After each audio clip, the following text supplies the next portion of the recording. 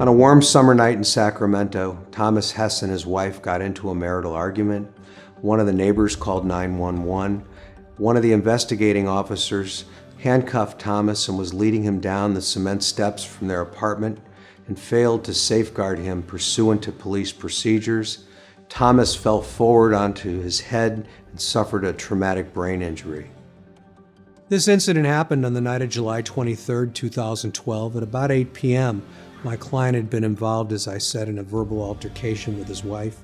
Officer Paul Curtis was leading him handcuffed down the stairs at the apartment building.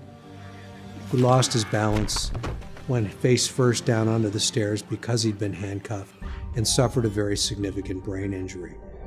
We broke it down biomechanically to show how first he had his head hit on the left side, causing a parietal temporal lobe injury, then on the right side, causing a fracture behind the orbit, and then down onto the pavement, causing more diffuse brain injury.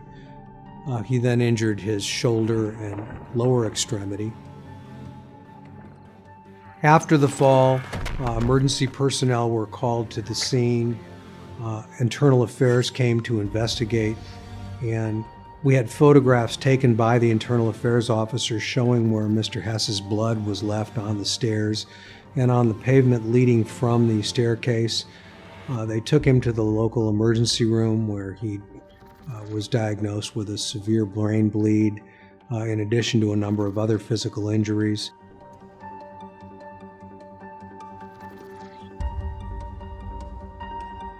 We used the photographs from the IA photos to, again, give credibility to our animation and show the totality of the injuries that occurred during this horrible fall.